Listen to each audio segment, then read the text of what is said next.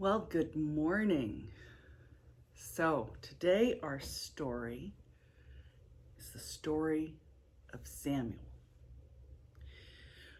When the people of God came to the promised land, they carried the ark into the mountains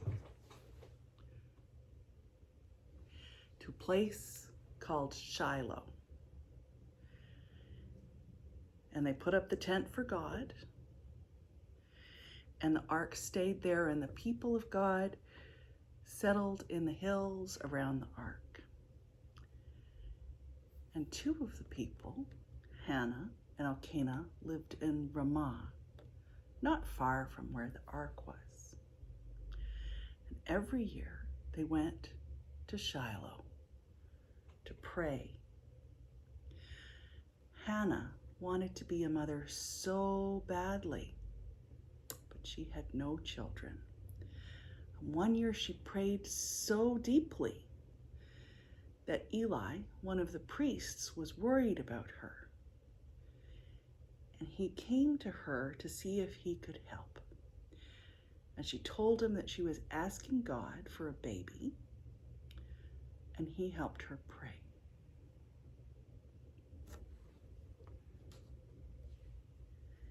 Hannah and Elkanah had a baby, and they named him Samuel, which means someone given by God.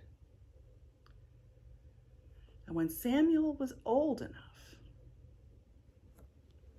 Hannah and Elkanah brought him to the temple with Eli to learn how to care for the ark. But every year, Hannah came and brought another coat. Samuel grew. Now, one night, Samuel was asleep on his mat in the temple, and he heard someone call, "Samuel, Samuel." And Samuel thought it was Eli, so he went to Eli and said, "Here I am." But Eli had not called Samuel, and so he sent him back to his mat. And this happened 3 times. And then Eli realized that it must be God that was calling Samuel. So he told Samuel, "Go back to your mat, and if you hear it again, say, 'Speak, Lord, for your servant is listening.'" Now God called him again, but this time Samuel did answer. And God told Samuel that Eli's own sons were going to lose the ark in a battle with the people of God, and that Eli would fall down and die when he heard the news. And in the morning, Eli asked Samuel what God had said, so Samuel told him. And it came true. The people of God lost the ark in a battle, and Eli died. Now, since the ark and the priests were gone, Samuel went back to live with Hannah and Elkanah, but God stayed close to Samuel, and he became the leader of all the people and a judge. He was a true prophet. Now, when Samuel was old, the people came to him and asked for a king. They wanted to be like other nations. So Samuel wasn't sure what to do. So he asked God, and God told him to go find a king. Now Samuel began to look for the right person to be king. And he found Saul, and he was sure that he was the right person. And he anointed him to be king. And God was with Saul. And Saul led the armies of Israel, and he was their king. But the Spirit of the Lord left Saul. And so one day God told Samuel to go anoint a new king. So Samuel went to the house of the family of Jesse in Bethlehem. And he found David, Jesse's youngest son, and he anointed him to be the new king when Saul died. And when all of Samuel's work was finished, he went back home to Ramah.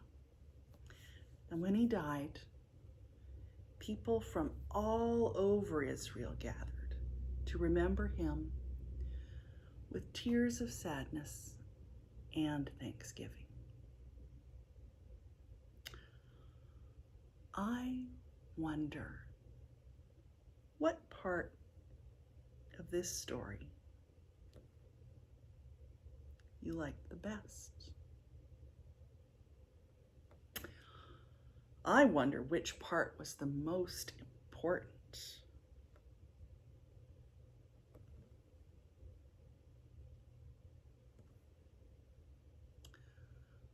I wonder which part was especially for you.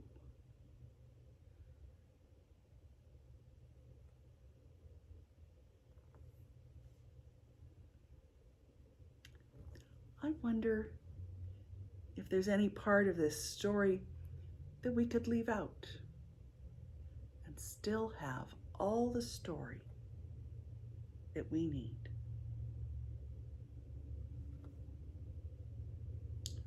The oil for anointing a king, the crown, Samuel's sleeping mat in the temple, the coats from little Samuel to bigger Samuel to grown Samuel.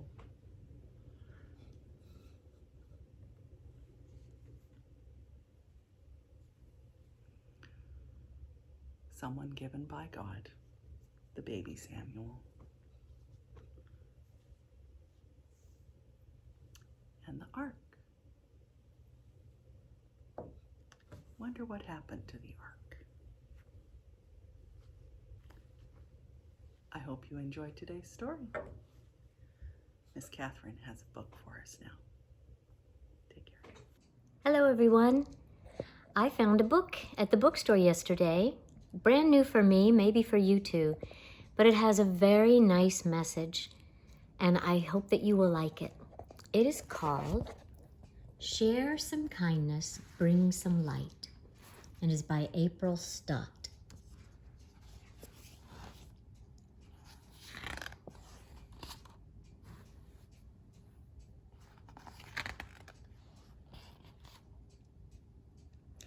Coco and Bear were friends from almost the first time they met. They were very different. Bear was big and Coco was small. Bear was shy and Coco was brave.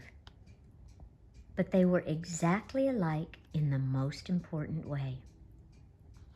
I like that you're kind, said Coco. That's my favorite thing about you too, said Bear.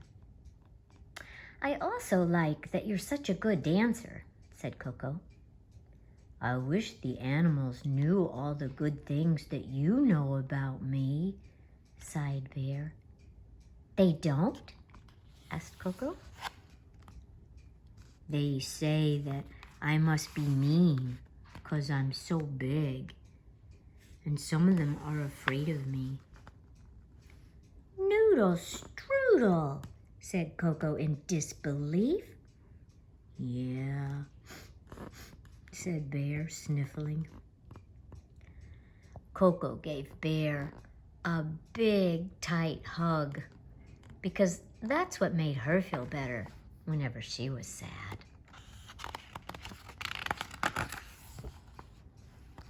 After Bear got some of his sadness out, Coco said, my grandma always says, when life gets dark as winter's night, share some kindness, bring some light. If we can do that, maybe the other animals will see what a good, kind bear you are. But how do you share kindness? Asked Bear. Coco thought a moment. I think kindness must be something that you can give away, like a gift. We can bake cookies to share, suggested Bear. Yeah, agreed Coco. But how do we bring light? Asked Bear. Let's make lanterns, said Coco. They're so cozy. I have supplies in my cave that we can use.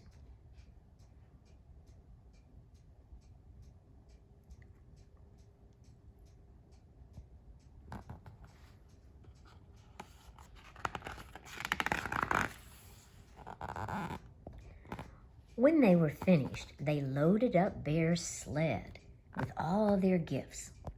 Ready? Asked Coco. Bear nodded. Ready. But then he whispered, and a little scared. It's okay to be scared, said Coco, so long as you don't let the scariness stop you from sharing kindness and bringing light.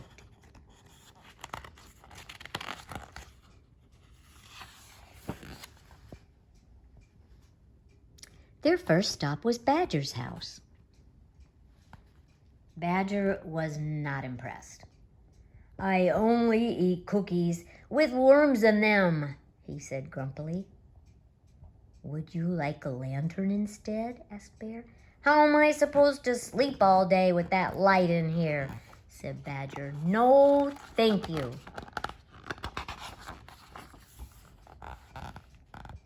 Next, they tried Rabbit's house. Why would you bring me gifts? Asked Rabbit. We want to show you how kind my friend Bear is, said Coco hopefully. Well, what if you're trying to trick me? A big bear wouldn't want to be friends with a small rabbit like me. No, thank you.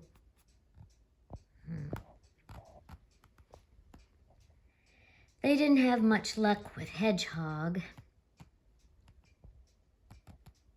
Or Skunk either.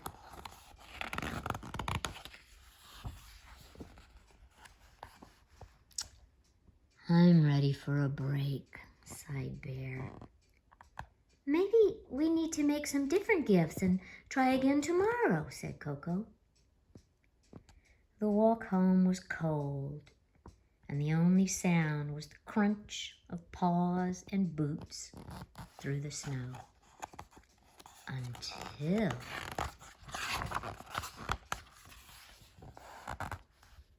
Help! Did you hear that? Asked Bear. It's coming from over there, said Coco, pointing. She leaped off the path and floop!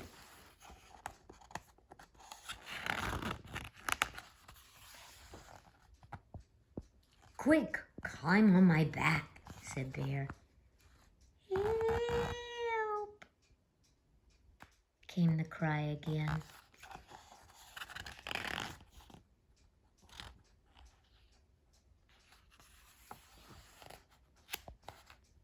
Why, it's Baby Deer, said Coco.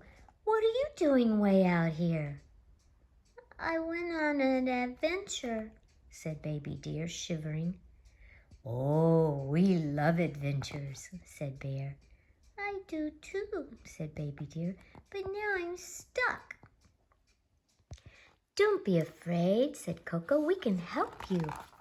How? Asked Baby Deer. You can ride on my back too, said Bear. Baby Deer! Baby Deer! Where are you? The animals cried as they searched.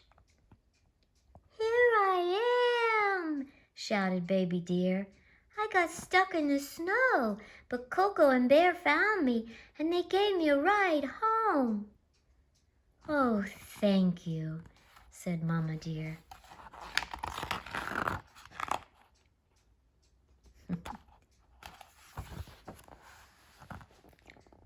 Wow. Good thing Bear is so big, exclaimed Rabbit. And brave, said Hedgehog. And friendly, added Skunk. I guess he is a kind bear, grumbled Badger. Bear, Bear, did you hear that? They finally figured out that you're kind, exclaimed Coco. But I don't understand, said Bear. They didn't want our cookies or lanterns. Well, your lanterns came in handy after all. But helping baby deer showed how kind you really are, explained Mama Deer. But we just helped because it was the right thing to do, said Coco. Exactly, said Mama Deer.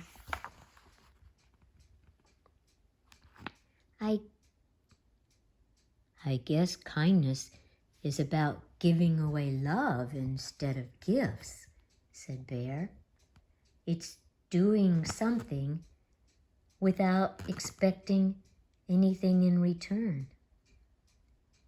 Coco looked up at the stars. I think I get it now. Get what? Asked Bear.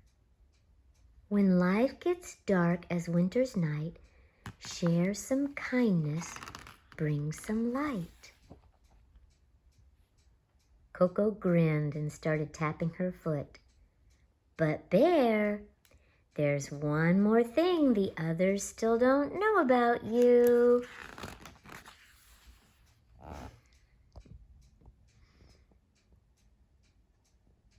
The end. I hope you liked that book. And you probably already knew that what really matters is kindness. Take care. Let's close with a prayer. Love is giving, not taking, mending, not breaking, trusting, believing, never deceiving, patiently bearing and faithfully sharing. Each joy, every sorrow, today and tomorrow. Hope you have a great week.